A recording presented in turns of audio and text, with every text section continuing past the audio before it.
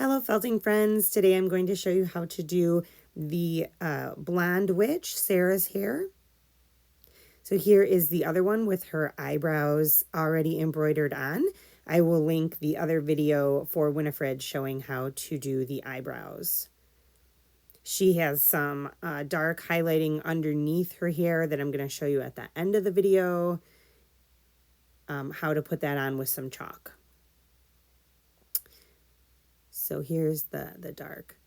The products are New Zealand Corriedale in the honey from Living Felt and the merino in the sandcastle. So here is the other doll with her eyebrows already embroidered on. I ended up keeping with the eyes. If you were following along with the other video, I had kind of gone back and forth on whether I liked these eyes or not. So they are felted and I did keep them. This is one staple length, so just pull that off and you can see that I cannot rip it in half easily. So that would mean that it is the staple length. So if you're looking for long hair, that's kind of how to find out how long it's going to be. So you just lay that on, and with a medium needle, I tack it down and then fold it up, tack it down on the back, and then fold the top down and tack that down there. And then it is not going to come out. When you comb it, you might get just a few little strands that pull out. I recommend using a stronger needle, not your felting needle. I'm going to switch in just a minute to kind of comb through because you can break the felting needle. So don't do what I just did. Here I am doing the stronger. You don't want to snap your felting needles. Or you can use like a little eyebrow comb or eyelash comb. Living Felt does sell them. I forget what she calls them. But this like a little comb or a little mustache comb. But real gently you can. So here, just go ahead and pull off another staple length. So it's just very gently grabbing it, and whatever length comes off, that is the length of your staple length. The New Zealand Corriedale is really nice to use because it is a coarser fiber, so it's not going to mat when you're doing hair. It's going to, you're going to be able to handle it a little bit without it distorting its shape. I did mix in just a little bit of the merino. I would not recommend using just merino for any kind of hair that is going to be handled because it will mat down. So I strictly added it in just for like a little bit of shine, a little bit of different color.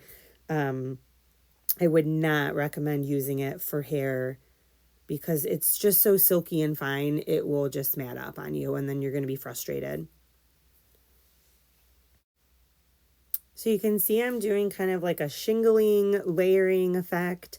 And when we get closer to the top, you can space it out a little. So here is the merino. You can see how fine and silky and kind of wispy it is. So, you can mix it in, but just don't use it straight. Not for the hair. Merino is really nice for wet felting, or especially like if you're making a garment, like a scarf or something that's going to be close to your skin. So, yeah. So here I kind of jumped up a little bit. When you're putting on a lot of hair, you're going to space it out a little bit because if you put on too much, you're just going to get a lot of hair. So you can space it out and you're not going to see underneath. So, and then when I get closer to the top, I kind of start to angle it a little bit. Look how funny she looks with the bald top. If you were making like a gnome or kind of like an old man that had like a bald top, it would be so funny. So here, just still shingling, kind of going a little to the side. And the nice thing is as you go up, then you're going to get those shorter pieces that are going to frame the face. So if you have any questions, go ahead and message me. If you are wondering how anything was done, if you're looking for any videos in the process that maybe you can't find. So just kind of starting to frame the face. Don't forget to leave a forehead. Don't go too far up and cover the forehead completely. So just go around the ears. But yeah, I decided to leave the eyes. So these eyes are just needle felted. And then they were looking just a little bit dull because they are not painted. So what I did is I did take just it's really hard to paint on fiber because it just absorbs it. But I was able to take just a little bit of white paint and kind of like just let it sit on top. And I did make those white dots in the eye with paint just so they would kind of shine a little bit. So I think I'll go back to my painted eyes, but I wanted to kind of do the felting just to see what it would look like. And it came out pretty good. So if that's a technique you want to use instead of the painting, you know, it looks just fine. Lots of options. So if you have not subscribed, please do. I have hit the 1,000 subscribers number, and it was so exciting. So I really thank you for subscribing. It does help my channel. Yeah, so definitely do that if you'd like.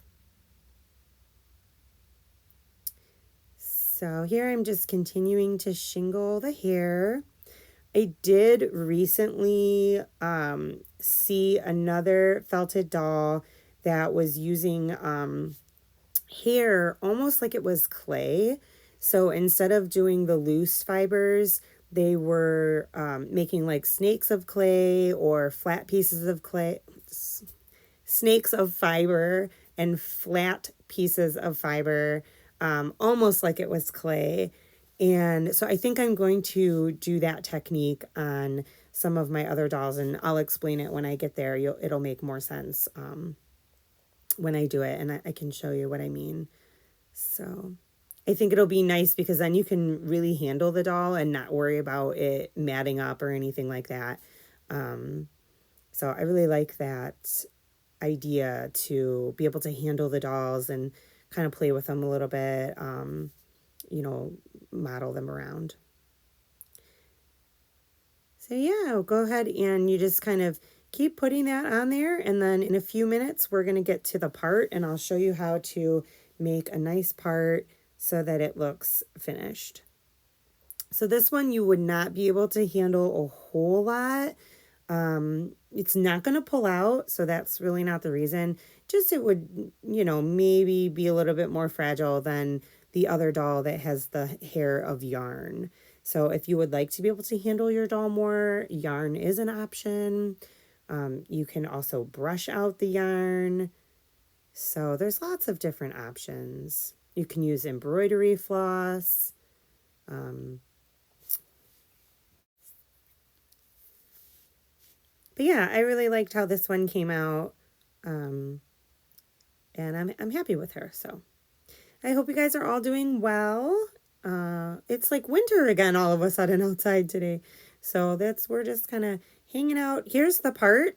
So go ahead and just put on your nice folded over piece, and you can decide, is it going to be a center part, side part?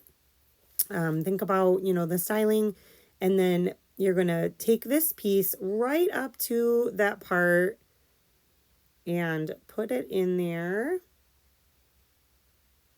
And again, I'm using a medium coarse needle. This is New Zealand Corriedale fiber. Fold it over. And then you can see I can still see the scalp a little, so I put it back and just tack it down a little bit more, just so it's right up against the other side, so you get a nice folded over part. So it's really fun. You can play with it. And the New Zealand Corriedale really held up nicely. On the other one, I did use a little bit of hairspray, but once it dried, it didn't really seem like it was going to matter. So, you know, you can use a little bit of hairspray or hair gel, but I don't know how that will be long term. So on this one, and like I said, it didn't really seem to matter.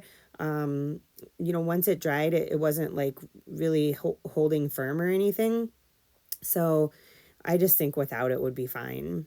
you kind of worry about like, is that gonna, be yellow over time or do something? I don't know. You'd have to experiment and try it out. So there she is. And then just kind of piece it out, and you can tack down little pieces just so that it's not like a big floof, unless that's what you're going for. But you can kind of tack it down and style it a little bit. And then, just don't play with her a whole lot. So this hairstyle is not gonna, it can get messed up a little bit, but it's on there pretty securely.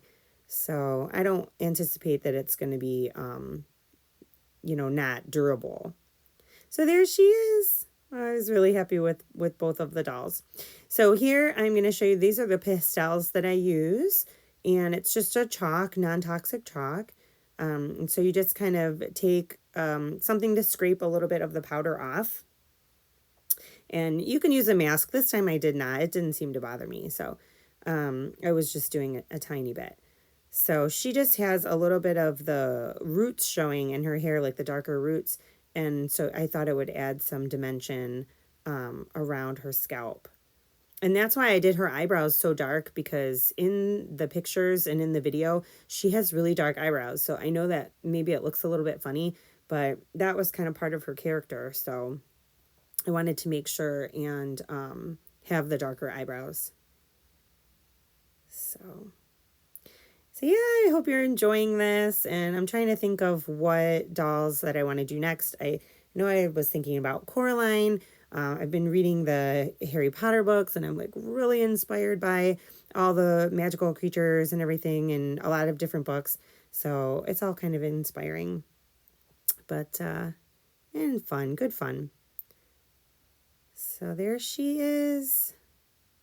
So if you guys are enjoying these videos, please like and subscribe. If you have any questions at all, let me know, and hands will be coming up next. There's one more witch to do as far as her face. So I'll either do that or her hands, maybe both at the same time. So there she is. Have a great day, guys. Thank you so much. Bye.